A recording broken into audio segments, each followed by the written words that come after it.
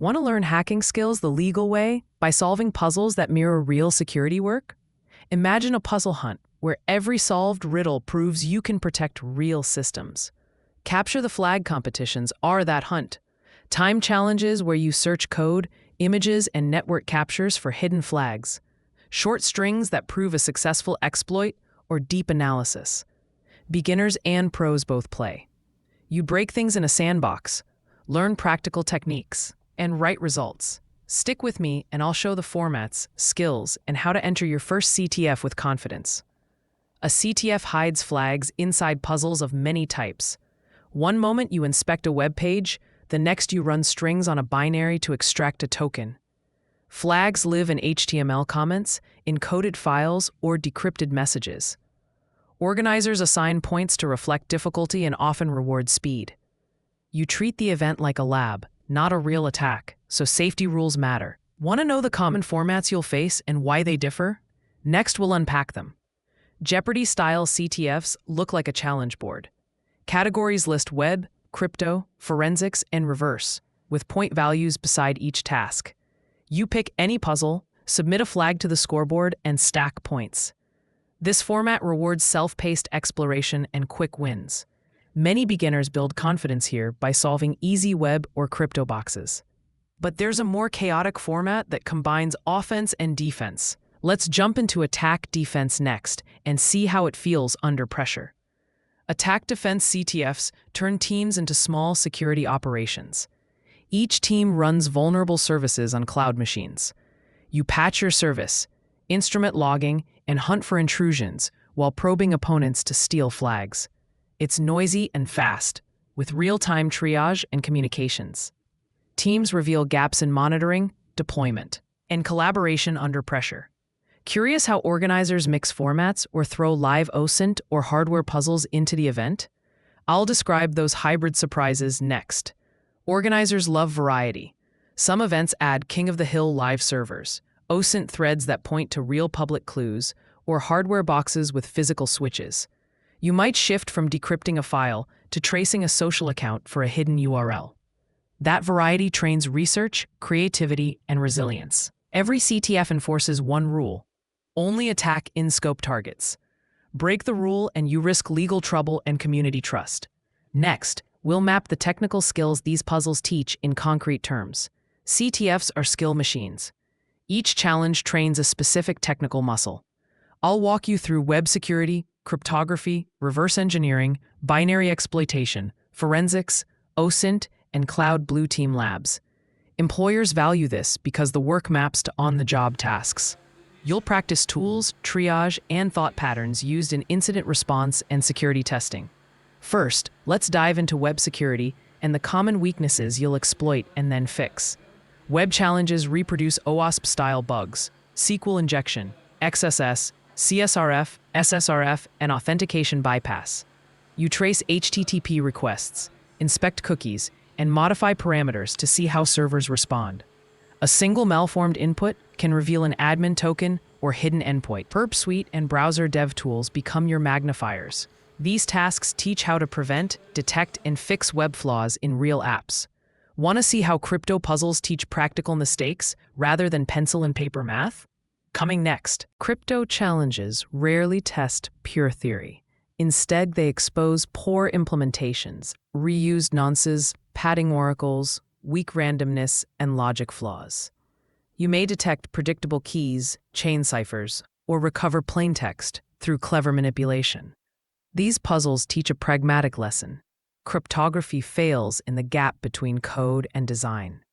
Quick scripting helps you test attack ideas. Next, we'll open binaries and show how reverse engineering reveals hidden logic and secret checks. Reverse engineering hands you a binary and asks, "What's inside?" You'll load the file into a disassembler, follow function calls, and read assembly to map program flow. Often the flag sits behind an encoded string or a hidden check. RE trains patience and pattern recognition. It's the same mindset used in malware analysis and debugging closed-source software. After that, we'll examine binary exploitation, where memory bugs teach how exploits work and why safety matters. Binary exploitation explores memory safety. stacks, heaps, and process control. You'll craft inputs that overflow buffers or corrupt metadata to hijack execution in an isolated VM. This work sounds dramatic, but CTFs keep it controlled, so you learn defenses like ASLR, NX bits, and canaries. Understanding these exploits helps you write safer code and detect attacks.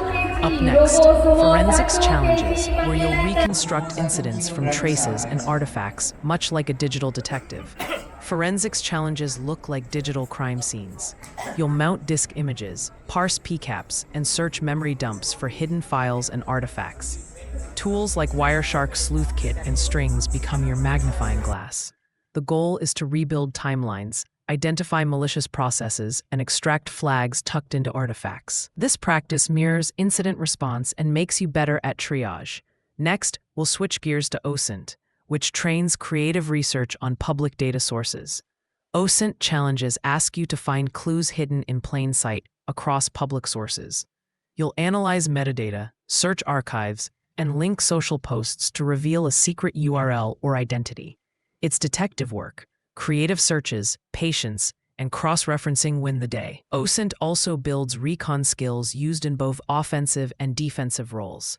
Next, we'll cover cloud and blue team puzzles that mirror modern enterprise infrastructure and monitoring gaps. Expect cloud puzzles to surface misconfigured object storage, exposed dashboards, or poor IAM rules. Container challenges might expose a misbound volume or an open kube dashboard. Blue team tasks ask you to write detection queries, triage logs, and find persistence. Practicing these labs teaches secure defaults and stronger monitoring. Who benefits from this practice? Students, career changers, seasoned pros, and employers all gain different advantages. Let's break down who uses CTFs and why. CTFs serve students building portfolios, career changers proving skills, professionals sharpening techniques, and employers assessing real problem solving. Students show solves on GitHub. Career switchers create write-ups that act like code samples. Employers use internal CTFs to evaluate teamwork, communication, and technical depth. You don't need a degree. Persistence beats pedigree. Ready to plug into platforms and communities where you actually practice? I'll point you to safe, beginner-friendly options next. Begin on platforms that guide you step by step. Pico CTF offers student-friendly puzzles. TryHackMe provides structured learning paths and labs. Hack the Box scales from easy boxes to advanced machines. Over the Wire teaches fundamentals through progressive war games. Portswigger focuses on web labs. Track live events on CTF Time and read public write-ups from Google CTF or DEF CON. Join Discords and community channels to ask questions and trade techniques. Next, a practical 8-week plan you can follow. Follow a simple 8-week plan, 3 to 5 hours a week. Week 1, Linux Basics and Over the Wire. Week 2, HTTP Cookies and Portswigger Labs. Week 3, Pico CTF warm-ups across categories. Week 4, Packet Analysis with Wireshark and a PCAP challenge. Week 5, Intro Reverse Engineering. Week 6, Prepare for a weekend CTF. Join the Discord, set roles. Week 7, Play the event and prioritize easy solves. Week 8, Write up your work and publish it. Tools will become familiar companions, not obstacles. Use Nmap for discovery, Burp Suite for web interception, and Wireshark for packet inspection. Keep a Python script library for parsing logs and automating repetitive steps.